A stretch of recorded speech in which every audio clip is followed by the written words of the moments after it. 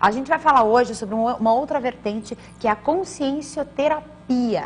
E quem vai contar um pouco pra gente como que isso age nas nossas vidas, no nosso íntimo, na nossa maneira também de ser, é a Keiko Assaoka, que é professora do IPC e está aqui com a gente. Tudo bem, Keiko? Bem-vinda, boa tarde, bem-vinda mais uma vez. Por essa oportunidade. Ficamos muito felizes aqui com a tua presença. Me diz uma coisa, o que é a consciencioterapia? Como que ela funciona? A consciencioterapia é uma especialidade da conscienciologia que realiza terapias de cura, né? Assim, traz abordagem multidimensional, né? Ajuda as pessoas, na verdade, a pessoa buscar, né, pela vontade dela, a autocura, né? Aprendendo a fazer a autopesquisa. Então, pessoas que têm alguns problemas pessoais, né, que muitas vezes já buscou ajuda, né, de diversas formas e ainda não conseguiu chegar na raiz da questão, né? Então, e muitas vezes essas questões têm implicações multidimensionais, né? Porque a nossa realidade não é só essa física, né? Então, nós atuamos em várias dimensões e também possuímos outros corpos, né, que utilizamos, que é além desse corpo físico. E também, nós também, todo o tempo, estamos interagindo com pessoas que já não possuem mais o corpo físico, né, na outra dimensão. Então, muitas vezes, o processo da dificuldade pessoal, ela é intensificada por essas pessoas que já não possuem mais o corpo físico, que se aproximam da gente, né, por afinidade das nossas ideias, dos nossos pensamentos e sentimentos. Entendi. Você falou em problemas, né? Que normalmente a pessoa procura a consciencioterapia para evoluir e para, de repente, sanar algum tipo de problema.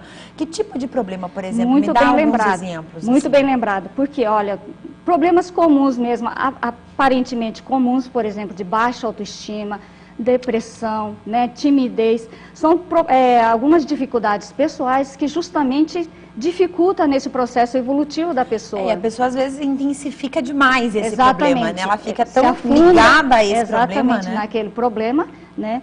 E o que falta, na verdade, a dificuldade que a pessoa tem para sair desse processo, né? Muitas vezes a falta da própria vontade mesmo. Por quê? Porque a pessoa, muitas vezes, a maioria das pessoas não conhecem, né, a tua força de vontade, que é o primeiro poder das pessoas, né? Então, as pessoas, por não saber utilizar a própria vontade, né, e também aprender a trabalhar suas energias, né? A energia do trabalho, do movimento, da mudança, né? Esse é o processo que a pessoa precisa estar mais consciente e buscar nela mesma, aprofundando o autoconhecimento, né, aprendendo a fazer a autopesquisa, né? Então, justamente, os consciencioterapeutas, né, que atuam essa área da consciencioterapia, ajudam nesse sentido, da pessoa ter autonomia com relação a ela mesma, né? Então, nesse procedimento da consciencioterapia, passa por 4 fases, né, que é a autoinvestigação, né, autodiagnóstico, autoenfrentamento e autocura. Então, a própria pessoa aprende esse passo a passo para, por ela mesma, estar conseguindo superar as dificuldades pessoais. E esse enfrentamento é muito difícil? Porque quando você se dá conta realmente de que você tem aquela situação que você precisa vencer e que muitas vezes já... essa situação que te incomoda, às vezes já meio que enraizou em você, né? É bem interessante esse processo, porque até muitas vezes já diagnosticou, já chegou no autodiagnóstico, já sabe quais são os problemas, mas não sabe como resolver. Muitas vezes até sabe, né? Porque oportunidades existem para a gente estar superando. Por exemplo, medo de falar em público, por exemplo. Então, é você se colocar naquela condição para estar aos poucos superando, né? Mas, assim, o que muitas vezes, justamente no processo, nessa fase do autoenfrentamento, que as pessoas recuam, né? Por quê? Porque dá medo, dá insegurança, muitas vezes tem medo da própria exposição, medo de passar vergonha, de ridículo, entende? Então, por ela não querer enfrentar justamente por isso, ela fica travada ali. Mas, a partir do momento que ela consegue passar por esse processo, os benefícios que ela colhe, né, sabe, da questão da autossuperação, sabe? Não tem preço, né? Então, vale a pena experimentar, superar essa dificuldade, esse processo e chegar ali, né? Então, isso é a passo a passo. Não querer já, né, de um dia para o outro... Pular a fase. Exatamente, não adianta pular a fase. E passo a passo, a pessoa vai observando que ela está conseguindo, que ela pode. Então, o que vai acontecendo? Ela vai aumentando a sua autoconfiança e também a autoestima. Com isso, ela melhora as energias dela e também melhora justamente essas companhias extrafísicas que eu comentei, que acaba, sabe?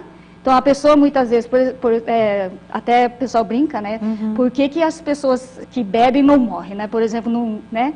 Porque tem muita gente ali aproveitando daquelas energias, intensificando aquele processo. Então, o que acontece? Essa questão patológica, também temos companhias extrafísicas intensificando. Só que a cura, né? Porque não existe heterocura. A autocura, então tem que partir dela mesma. Mesmo que seja passos mínimos, né?